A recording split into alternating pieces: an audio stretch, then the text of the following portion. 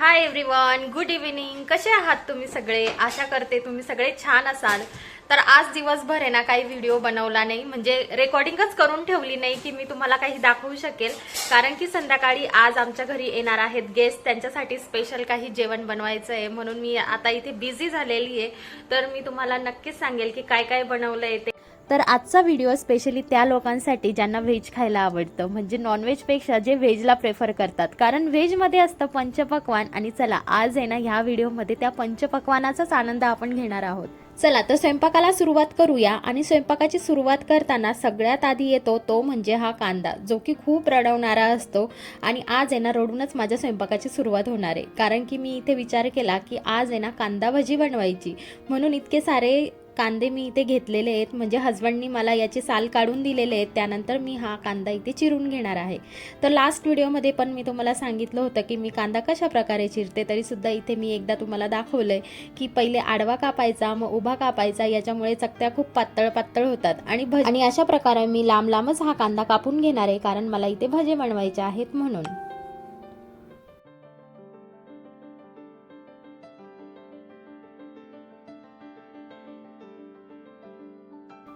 इतके सारे कांदे कापायचे म्हणून मी चेअर घेतली, चेअरवर बसली आणि नंतर मग हा कांदा कापून घेतलेला आहे. चला तर माझा इथे कांदा कापून झालेला आहे.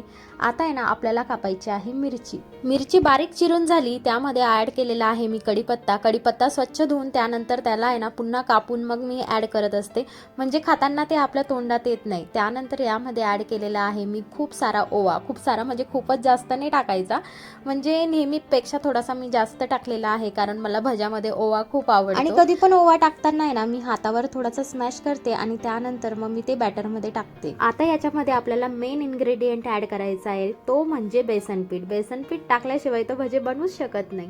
आणि त्यानंतर पाणी ऍड करून कन्सिस्टन्सी अशी ठेवायची ना त्या बॅटरची की जास्त घट्ट पण व्हायला नको आणि जास्त पातळ पण व्हायला नको. आणि इथे जोपर्यंत माझं बॅटर रेडी होतंय ना तोपर्यंत रिदिशाच्या बाबांनी ना मला छान अशी पालक स्वच्छ धुवून दिलेली आहे, तोडून सुद्धा त्यांनीच दिलेली होती. आणि मी ही उकळण्यासाठी आता इथे गॅसवर ठेवलेली आहे. आता मी पालक कशासाठी ठेवली असणार आहे ना हे तुमच्या लक्षातच आलं असणार आहे. चला तर इथे ना पालक उकळायला ठेवून दिली, तोपर्यंत हे बॅटर मी रेडी करते. तर कसं आहे ना, पाहुणे जर नॉनव्हेज खाणारे असले ना तर काम कसं पटकन होऊन जातं. म्हणजे इथे एकच भाजी बनवावी लागते, मसाला तयार केलं, भाजी टाकली की झालं. त्यानंतर भाकरी बनवायची किंवा चपाती बनवायची आणि राईस टाकायचा, एवढंच असतं.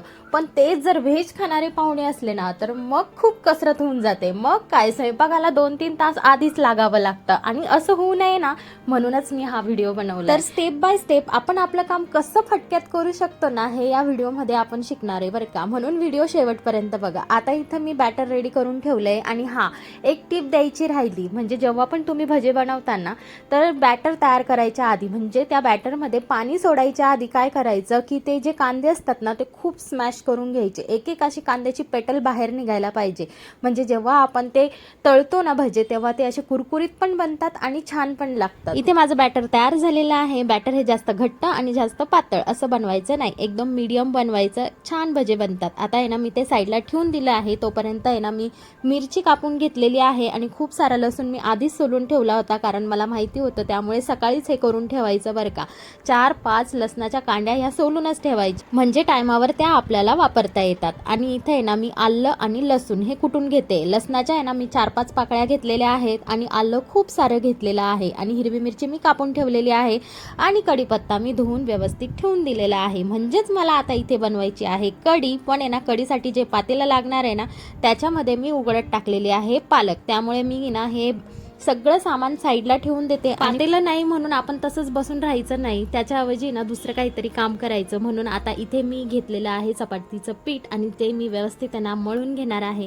आणि कसं आहे ना चपातीचं पीठ आपण कितीही तास आधी मळून ठेवलं ना तेवढं ते चांगलंच होतं, म्हणजे एकदम सॉफ्ट पण बनतं आणि नंतर त्याची चपाती सुद्धा एकदम लुसलुशीत बनते. स्वयंपाक करणं म्हणजे माणसांना आहे ना खूप सोपं वाटतं, पण तेवढंच बायांना माहिती असतं की याच्यामध्ये किती स्ट्रगल असतं. म्हणून एक काम करता करता अजून दुसऱ्या 4 गोष्टींवर लक्ष ठेवावं लागतं. चला इथे मी तो माझा गुण पूर्णपणे वापरलेला आहे. आणि माझी पालक उतू जाणार होती, पण माझं लक्ष असल्यामुळे मी त्याला वाचवलेलं आहे.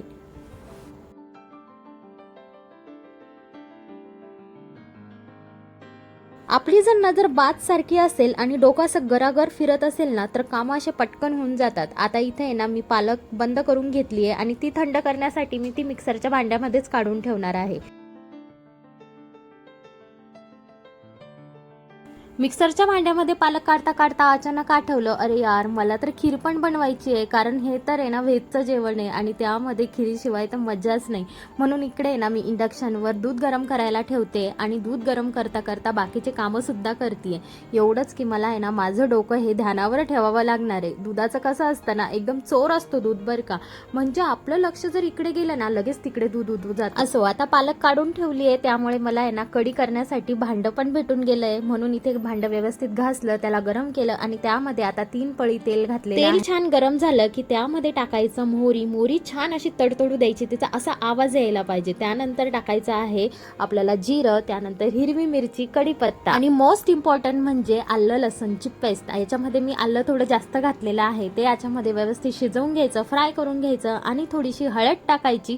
आणि इथे मी दह्याची कढी बनवते त्यामुळे दही हे व्यवस्थित फेटून घ्यायचं. दही फेटताना त्याच्यामध्ये आपल्याला टाकायचं आहे 2 चम्मच बेसन आणि ते दही ताकासारखं एकदम पातळ बनवून घ्यायचं.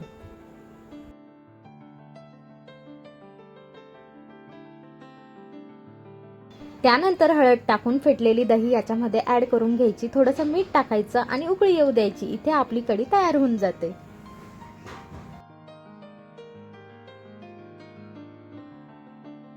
इथे आता माझा अर्धा स्वयंपाक बनवून झालेला आहे आणि अर्ध जे राहिलं आहे ना त्यामध्ये आता राहिलेलं आहे पालक पनीर बनवायची, त्यानंतर खीर आणि चपात्या लाटून घ्यायच्या राहिलेल्या आहेत.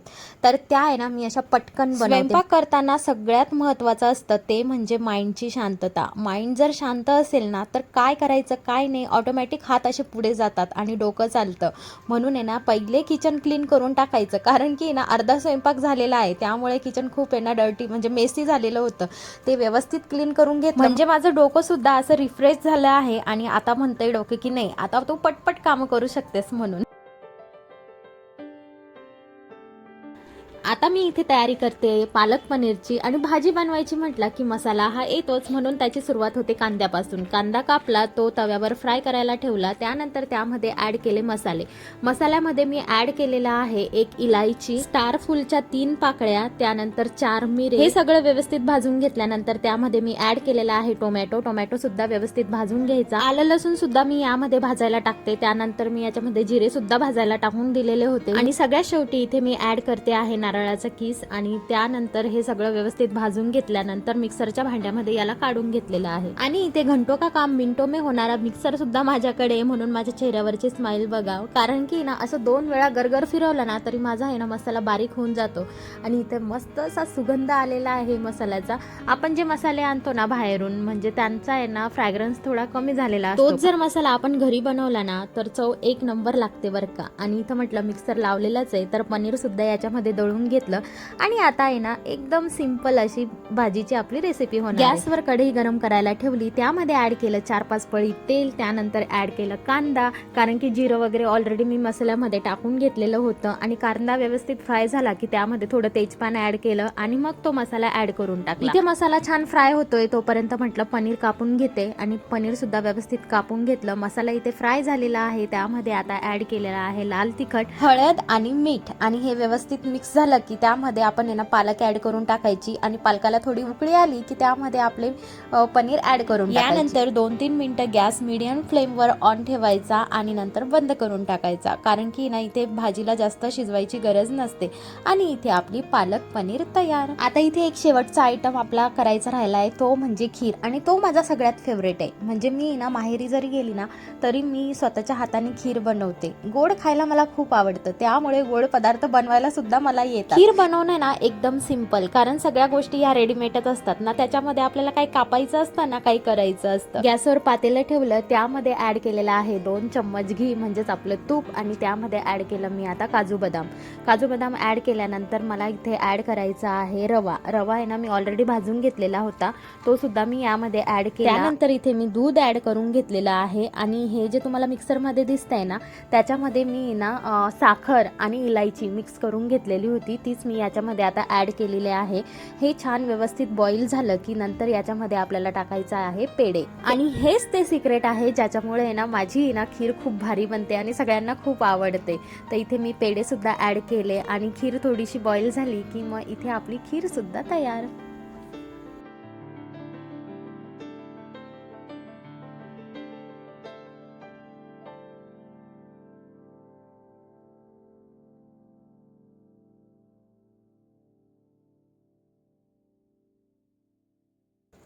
आणि इथे हा फायनल मेनू तो म्हणजे भजे तळायचे बाकी होते, पण भजे तळायच्या आधी एक सिक्रेट मी तुम्हाला इथे सांगणार आहे।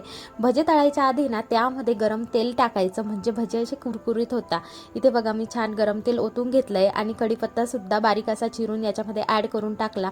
म्हणजे आधी सुद्धा टाकलेला होता पण मला वाटलं की तो कमी होईल म्हणून इथे चिरून मी ॲड केला। त्यानंतर इथे मी सोडा ॲड केलेला आहे, माझ्याकडे सोडा नव्हता म्हणून मी इथे थोडासा इनो ॲड केला आणि आता आहे ना भजे फ्राय करते आणि इथे हा भज्याचा मेनू सुद्धा माझा रेडी झालेला आहे। तर आता फक्त मला चपात्या करायच्या बाकी आहे, त्याचा व्हिडिओ तर काही मी तुमच्यासोबत शेअर करत नाही कारण चपात्या ह्या सगळ्यांनाच बनवता येतात। इथे फक्त म्हणजे तुम्ही काय काय आयटम बनवू शकता आणि कशा प्रकारे बनवू शकता, पहिले काय बनवायचं नंतर काय बनवायचं की जेणेकरून आपलं काम सोपं होईल, म्हणून हा व्हिडिओ मी तुमच्यासोबत शेअर केलेला आहे।